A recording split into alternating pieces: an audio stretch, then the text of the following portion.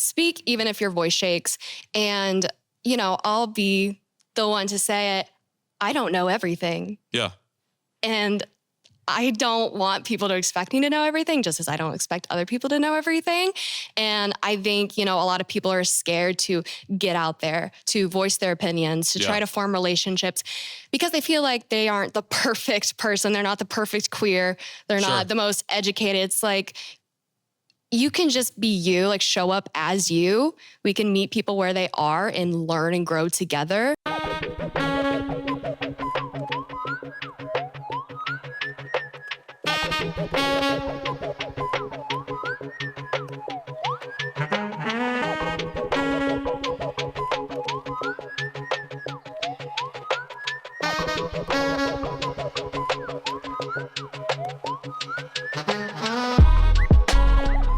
What's good, y'all? Welcome back to Conversation Piece, your place to discover the untold stories of Indianapolis through the perspectives of all of its incredible people. My name is Patrick Armstrong. I am your host, and this is The Open Door, our monthly series where we literally open the door to the studio and sit down with members of the community to talk about whatever is on their hearts.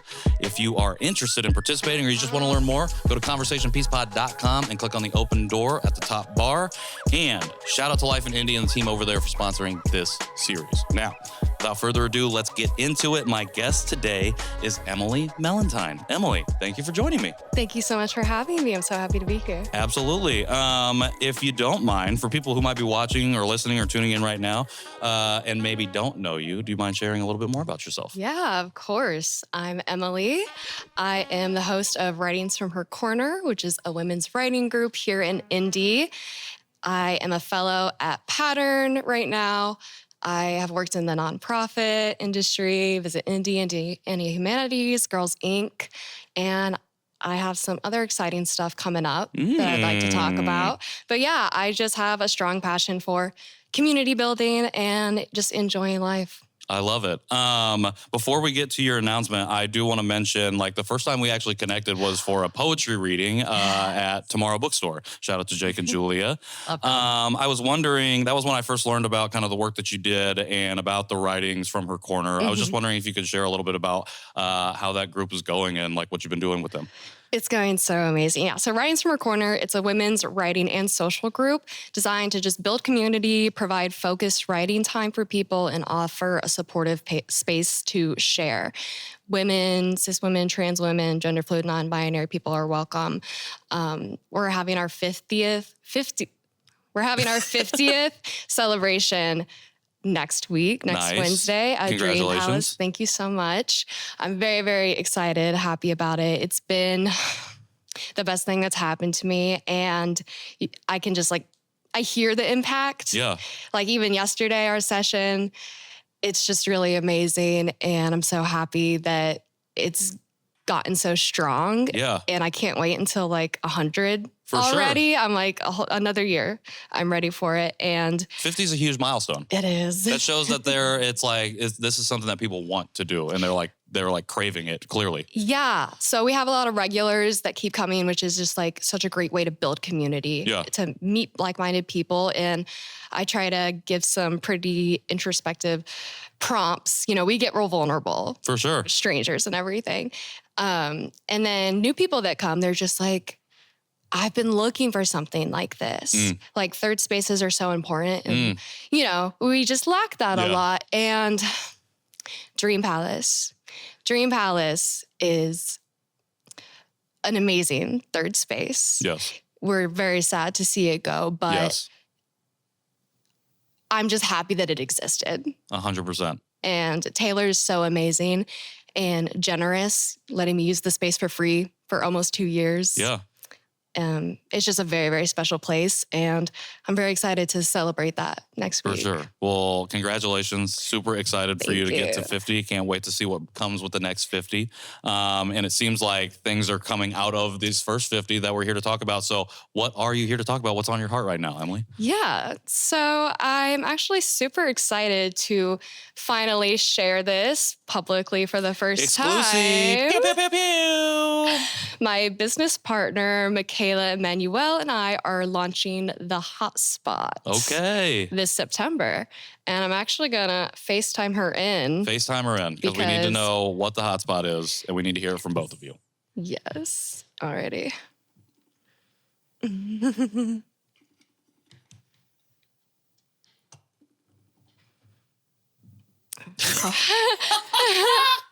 Hi. Hi. All right, I'm gonna get started. Should I hold it like this? Okay. So the Haute Spot. The Haute Spot is a space for femmes, thems, cunty, queers, and connection. We'll be hosting events every Thursday, mainly at the Space Lounge at the Stutz, sometimes at some other fun event spaces.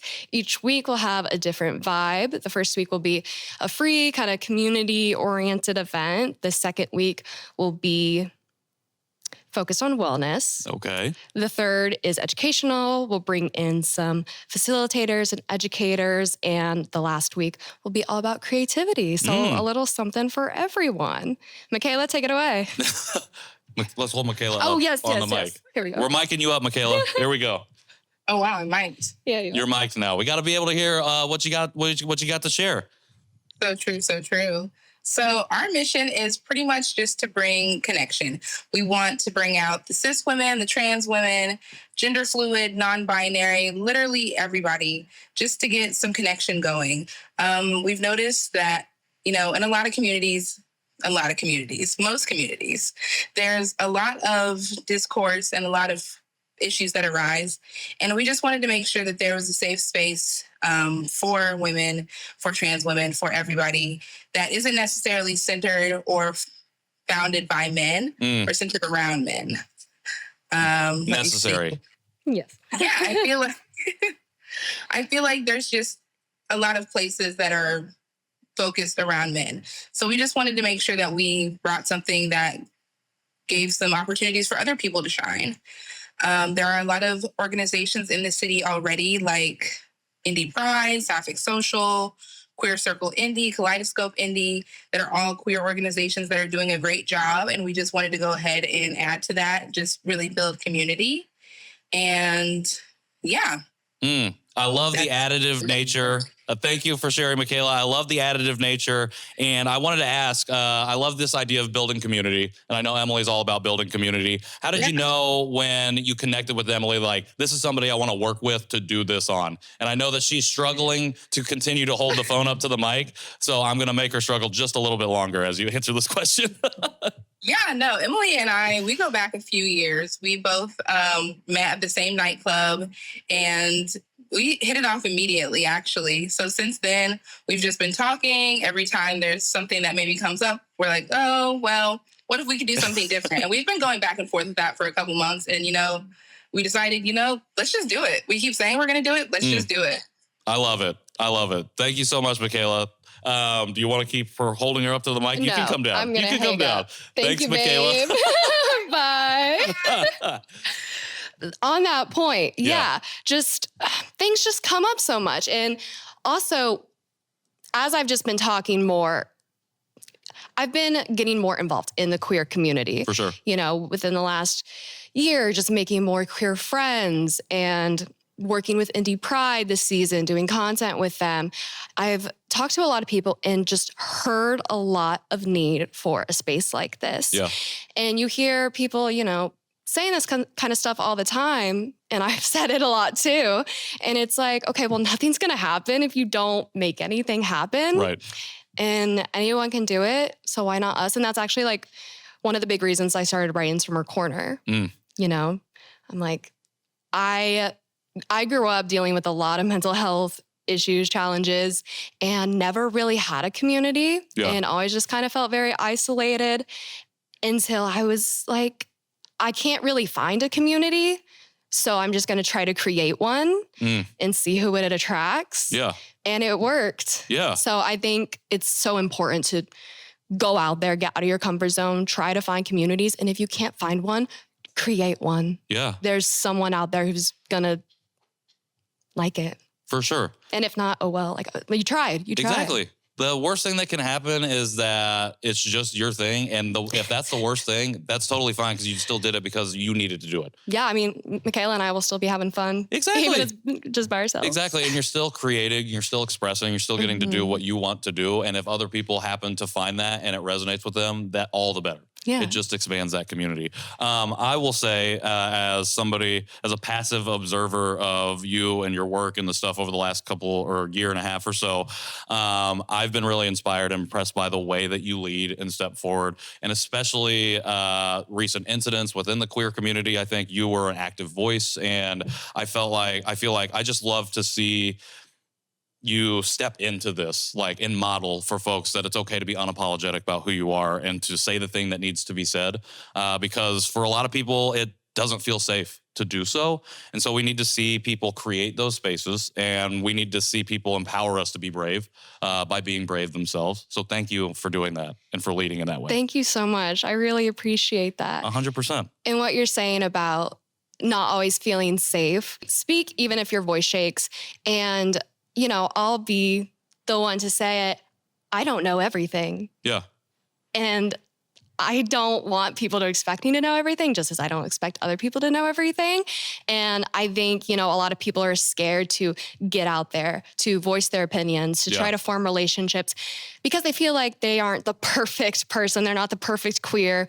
They're not the most educated. It's like, you can just be you, like show up as you. We can meet people where they are and learn and grow together. Yeah. Yeah. Well, good leaders are great learners because they're always willing to step into a space of discomfort in their own knowledge because, like you said, not everybody knows every single thing. And the beauty of humanity and of people and of community is that everybody brings something different to the table. Even if you share or come from the same community, share identities, whatever the case might be, your individual lived experience is one thread on the tapestry of all of us. And I think that's the most beautiful thing about community. And I love that. I think that's what's beautiful about the work that you do. Thank you. That you are empowering people to take hold of the pen and write their own stories.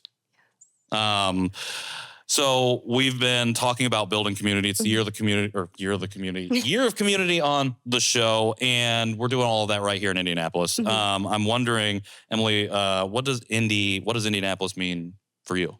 I'm born and raised in Indy, Franklin Township. Been living downtown in the last 5 years. I went to IUI. I always thought I was going to leave Indy once I graduated. Okay.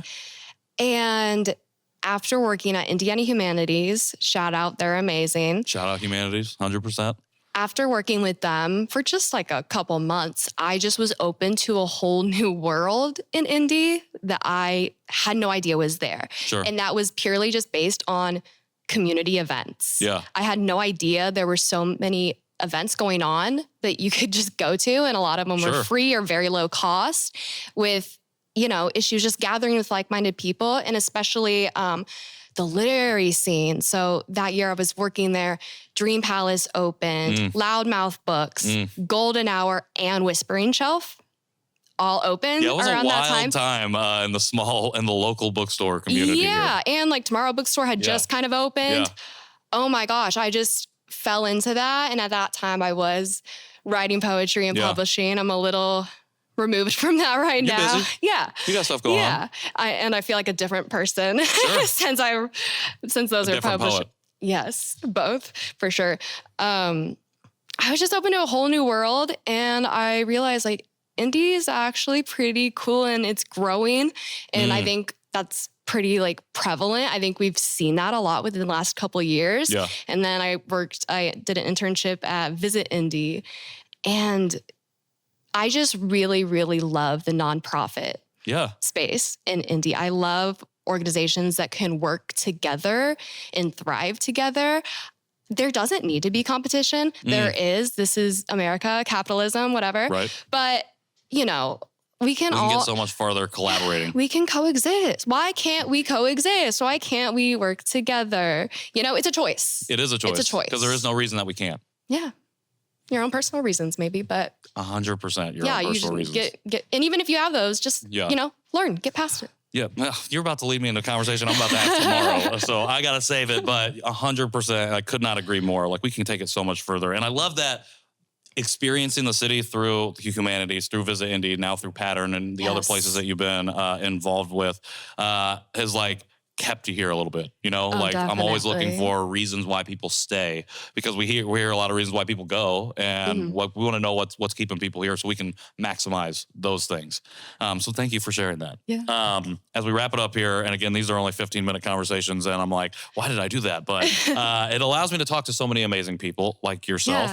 Yeah. How do people support you, Emily, and then how do people support the Haute Spot going forward? How do they get in touch with it? How do they find out about it? Where do they go? Yeah, so you can find me on Instagram at m.mellentine, em.mellentine. That's my personal Instagram. I'm starting to get into content creation a little bit. I'm scared, but I'm doing it anyways. You've been doing it. You've been doing it. I see you. Thank you. The Haute Spot, you can email us at hello.thehautespot@gmail.com, and that is hot, Haute. Okay, I like it. Appreciate the spelling. Because I definitely would have spelled it wrong in the content that I will create for this episode. I'll send you some notes. Thank you. But also just, I like doing things. I like being invited to things. Like this was so spontaneous. Yeah. And I love it. Shout out to Macy. I procrastinate like a crazy person. So like the spontaneous, I love it. We thrive in the chaos. We do. We thrive in the chaos. We welcome it. Yeah. Hit me up. Let's do stuff. Come to my events. Let me come to yours. Let's create. Let's collaborate. Let's connect. Let's have fun. Well, we are going to do that. Emily, thank you so much for spontaneously taking the chance on us and coming in and sharing so much of your story and sharing so much in this 15 minutes. Excited about what you've been building, excited about what you're building now and what that's going to do going forward. And we're going to link all of that in the show notes so people can connect with it. Thank you so much. Thank you. Absolutely. Everything else for us, conversationpeacepod.com. And shout out to Life in Indy and the team over there for sponsoring this series. Until next time, I've been Patrick Armstrong, and this has been Conversation Piece, The Open Door. See y'all soon.